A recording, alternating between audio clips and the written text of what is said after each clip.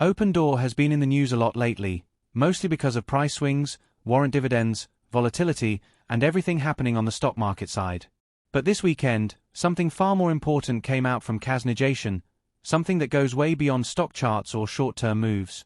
He shared a message that, in many ways, reframes what Opendoor actually is. In this post, he wasn't talking about AI models or operational efficiencies or cash plus offers. He was talking about the psychology of America, the collapse of hope, the unraveling of effort, and the idea that everything is downstream from homeownership. Kaz shared an academic paper written by two researchers that examined what happens to people when homeownership becomes unattainable. The title of the paper is Giving Up, and that title alone says a lot. According to Kaz, everything flows downstream from the idea of owning a home. When homeownership becomes too hard, when it feels out of reach, people don't just delay buying a house. They give up. They disengage from effort, they disengage from investment, and they disengage from the idea that hard work pays off. This is something that economists, sociologists, and policymakers have been quietly worrying about for decades. The United States built its entire post-war prosperity around a simple idea, that regular people, through work and discipline, could eventually own a home and build a life. That was the core of the American dream. It wasn't cars or vacations or flashy consumer goods. It was the house, the garden, the sense of permanence, the belief that effort leads somewhere. But now, for millions of Americans, that belief is fading. And the research Kaz shared makes it very clear. When people lose hope in homeownership, they lose hope in the system itself. Renters, according to the paper, invest less, work less, and shift toward higher consumption relative to their savings.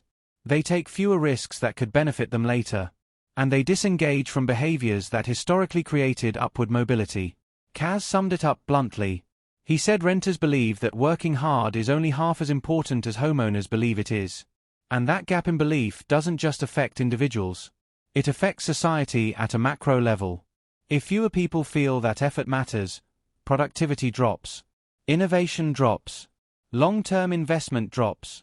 A society with too many people who feel like nothing they do changes their outcome is a society heading toward stagnation.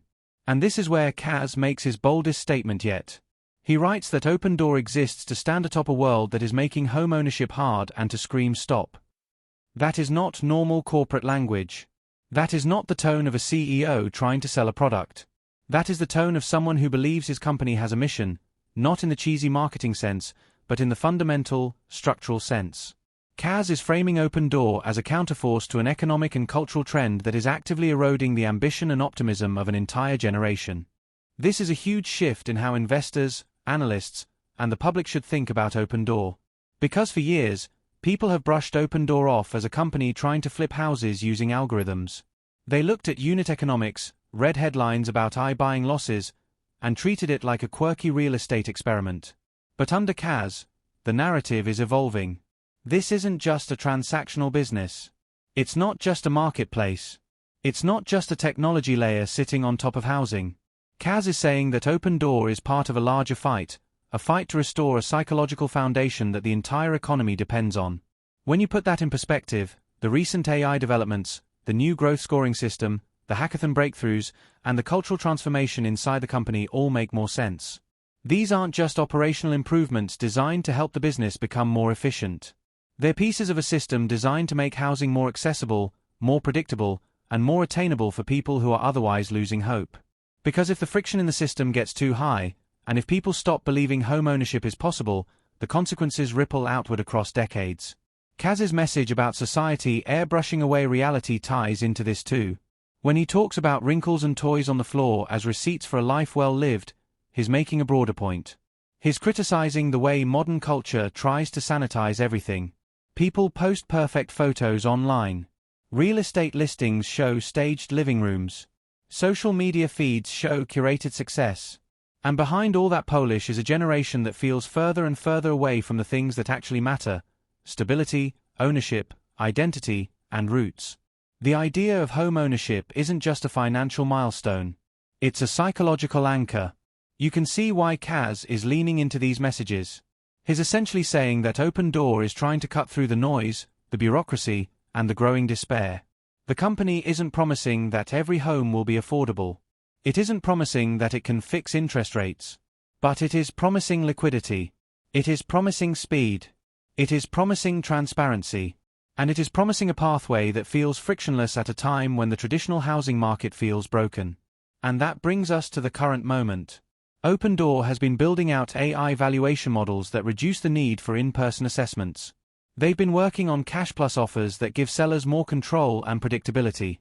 They're building stronger demand targeting systems to match the right buyers with the right homes at the right time. These aren't just little tech upgrades.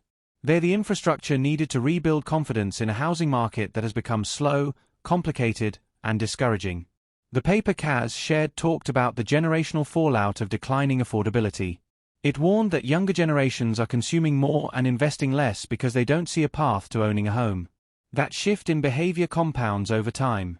It creates deeper inequality between those who own property and those who don't. And once people cross the psychological giving up threshold, they don't just lose hope in home ownership. They start losing hope in mobility altogether. This is where Opendoor's identity as a housing liquidity company intersects with its identity as a mission-driven company. Kaz is signaling that Opendoor is stepping into a role that is bigger than buying and selling houses.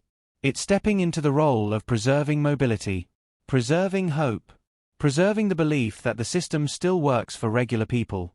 In that context, the stock price becomes almost secondary. Opendoor's long-term value isn't just in transaction volume or revenue per home or cost of capital. It's in solving a real structural problem that governments, banks, policymakers, and the traditional real estate system have failed to address. If Opendoor can help restore even a portion of the belief that home ownership is possible, it wouldn't just be a profitable company. It would be one of the most important companies in the housing sector. And that's why this weekend video angle matters. Because investors tend to think in quarters. Analysts tend to think in multiples. Traders tend to think in days or even minutes. But what Kaz is talking about here plays out over generations. It plays out in behavior, in ambition, in expectations. When a company starts talking about its role in reversing generational despair, that's a sign that it isn't just thinking about profits. It's thinking about impact. This makes Opendoor one of the rare companies that sits at the intersection of economics, technology, and psychology. And that's what makes it so misunderstood. Most people think of it as a risk asset. But Kaz is reframing it as infrastructure, the kind of infrastructure that could change the psychology of housing. So that's where we are today. A stock that's trying to find its footing after a volatile week. A company that's pushing forward with AI, efficiency, and cultural changes at incredible speed. And a CEO sending a message that goes far beyond the stock market. He's arguing that the decline in home ownership isn't just a financial issue. It's a societal emergency. And he believes Opendoor has a role to play in stopping that decline. Whether you agree with him or not, it's rare to see a CEO speak this boldly. And it's even rarer to see one frame his company as a direct counterforce to a generational crisis. That's the kind of narrative that can reshape how people see a business. And on weekends like this, when the market is quiet and people are listening more closely, it's the perfect time to talk about it.